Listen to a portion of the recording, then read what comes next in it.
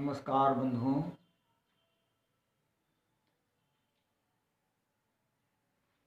प्रबोध परिचय माला पर जो है आप सब लोगों का स्वागत है।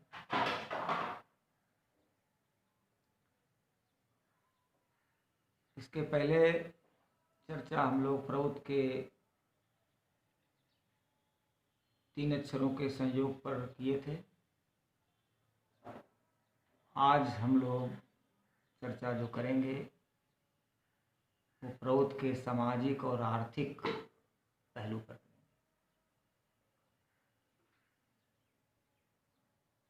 प्रबोध प्रवक्ता श्री पी.आर. सरकार ने प्रचलित सामाजिक, आर्थिक और राजनीतिक विचारों से हटकर उन्होंने प्रबोध को लेकर जो बात कही है वो भिन्न है। पूंजीवाद स्वामित्व को लेके, संपत्ति के स्वामित्व को लेके व्यक्तिगत स्वतंत्रता का पक्षपाती है,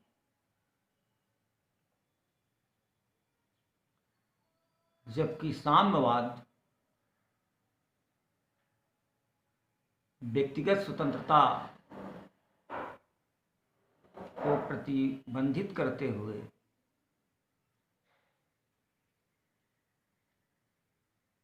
स्वामित्व के राजकीय स्वतंत्रता का पक्ष है।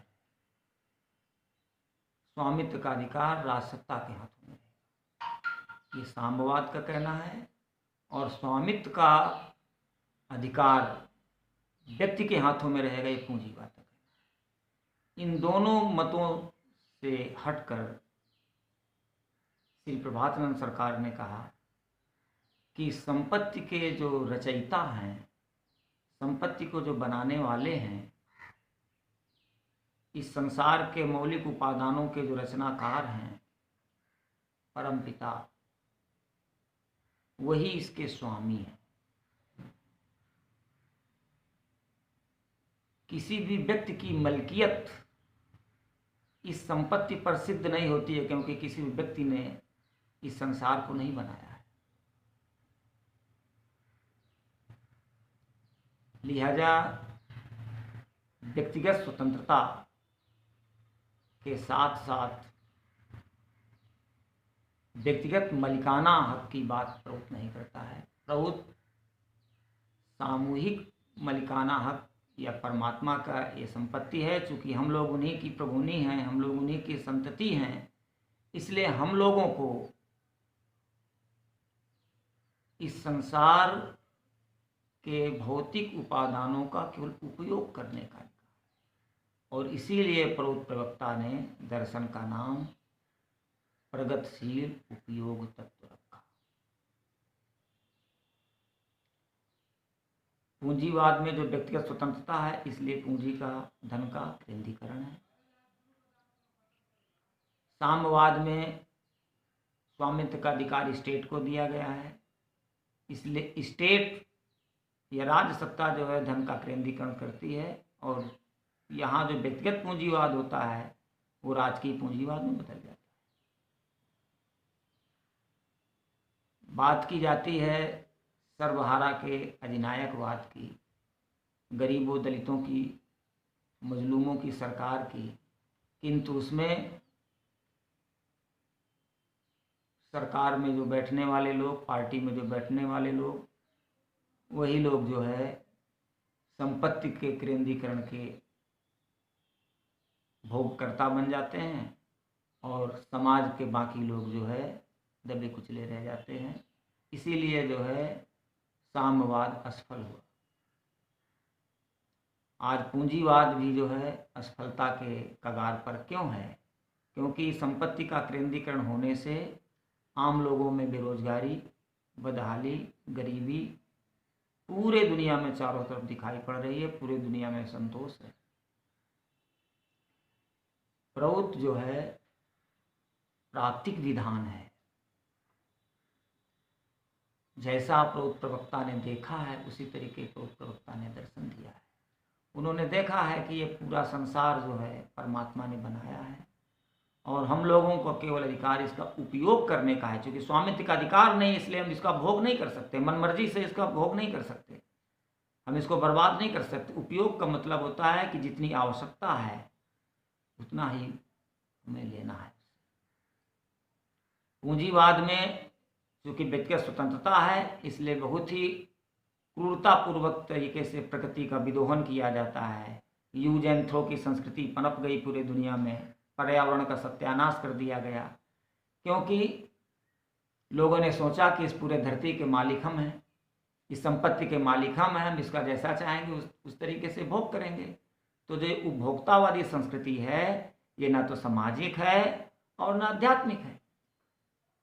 आध्यात्मिक इसलिए नहीं है कि ये त्रुटिपूर्ण है, इस संसार को बनाया है परमात्मा ने, और पूंजीवादी दर्शन के मुताबिक जो है व्यक्ति भ्रमित तरीके से सोचने लगता है कि इसके स्वामी हम हैं, जबकि वास्तविकता तो ये है कि संपत्ति को सब लोग यहीं छोड़ के चले जाते हैं, कोई किसी के साथ मरने के बाद संपत्ति नहीं जाती है। इसलिए प्रौत का जो चिंतन है वो नैसर्गिक चिंतन है, प्राप्तिक चिंतन है, हमें केवल इसके उपयोग का अधिकार है। इसलिए उपयोग का मतलब हो गया कि जितनी हमारी आवश्यकता है उतना जो है हम उससे लें, उसका थोड़ा भी जो है हम दुरुपयोग नहीं करें, थोड़ा भी उसको जो है हम बर्बाद नहीं करें। हम सभी लोग जो है यौथ परिवार हैं, सामूहिक परिवार हैं, और परमपिता ने हम सब लोगों के लिए संपत्ति दी है। इसलिए प्रौत में सामाजिकता है, सांस्कृतिकता है, पारिवारिकता है, बंधुत्व है, प्रेम है। अन्य विचारधाराओं में समाज में कटुता है, भेद है, शोषण है। प्रौत में इसलिए शोषण नहीं होगा क्योंकि प्रौत में जो है प्राकृतिक तरीके से, नैसर्गिक तरीके से सोचा गया है। अब है कि इसका उपयोग जो करना है वो प्रगतिशील उपयोग है। हम इस उपयोग को प्रगतिशील बनावें। प्रगतिशील का मतलब है कि हमारा शरीर, हमारा बुद्धि, मन किस लिए है? हमारी जो आत्मा की सोच है, अनंत की जो चाहत है, उसको पूरा करने के लिए। हमको ये जीवन मिला है आनंद प्राप्त करने के लिए। इसलिए हम अपने शरीर के साथ भी, अपने मन के साथ भी उतना ही जो है प्रयोग करें, उतना ही उपयोग करें जिससे कि हमें क्षति नहीं हो। जिस तरीके से पर्यावरण की क्षति नहीं हो, प्रकृति के जो उपादान है उनमें क्षति नहीं हम पहुंचाएं, उसी तरीके हम अपने शरीर और मन के साथ भी क्षति नहीं पहुंचाएं। क्यों? कि हमारा जो लक्ष्य है वो है आनंद पाना, परमात्मा को पाना। ये चिंतन जो है अन्य दर्शनों में नहीं हुआ, इसलिए उन दर्शनों में सामाजिक रूप से, सांस्कृतिक रूप से, आर्थिक रूप से एक प्रकार से अराजकता है। वो अराजकता प्रौत में नहीं है। प्रौत पूर्णतया जो है प्राकृतिक विधान है, प्रकृति के द्वारा चिंतित है, प्रकृति के द्वारा जो है सोचा समझा गया है, प्रकृति के साथ तारतम्य मिला के चला गया है। इसीलिए इसका जो उपयोग शब्द है, उपयोग शब्द बहुत महत्वपूर्ण है। कल हम इसके पहले भी हम इस पर चर्चा किए थे, आज पुनः जो है हम इस पर चर्चा करेंगे। हमारी जो भारतीय संस्कृति है ये उपयोगिता की संस्कृति है। प्रकृति भी किसी भी चीज के उपयोग का अधिकार देता है, दुरुपयोग और उपभोग का अधिकार नहीं है। उपभोग का मतलब है कि हम उस भौतिक चीज से अपने मन की इच्छाओं को संतुष्ट करने लगें।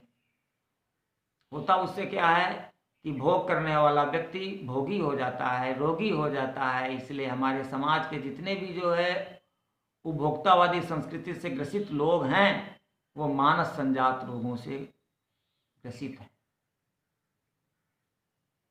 मानस रोगों से आक्रांत हैं। क्योंकि हम लोगों के पास जो है एक नेचुरल प्रक्रिया होती है जिसको बोलते हैं सेल्फ कंट्रोलिंग फैकल्टी, आत्मनियंत्रण तत्व। आत्मा दृष्टा है, वो देखती है कहाँ जो है संतुलन हो रहा है, तुरंत उसका जो है एक प्राकृतिक नियंत्रण का भाव पैदा होता है।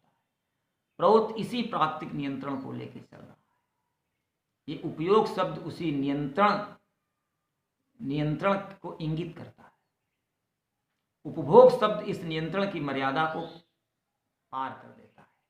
इसीलिए उपभोक्तावादी संस्कृतियों में किसी दूसरे के बारे में न सोचकर केवल व्यक्ति अपने भोग के बारे में सोच रहा है। वहाँ जो है खाने पीने चीज़ों का दुरुपयोग हो रहा है, पहनने के कपड़ों के ढेर लगे हैं लोगों के पास, फिर भी लोग खरीद रहे हैं, पहन रहे हैं, फेंक रहे हैं, और बाकी लोग अभावग्रस्त हैं, गरीब हैं, वंचित हैं, उपेक्षित हैं। समाज के अन्य लोगों के दुख दर्द से किसी को लेना देना नहीं। इसलिए प्रौत ही एक सामाजिक दर्शन है। बाकी के दर्शन में सामाजिकता का मौलिक अभाव है, क्योंकि वहाँ एक तरफ तो छूट दे दी गई है कि आप खूब भोग करिए, आपको अपनी स्वतंत्रता है, भौतिक उपादानों से अपनी इच्छाओं का अनुचित पूर्ति करने का भ्रमित प्रयास करिए।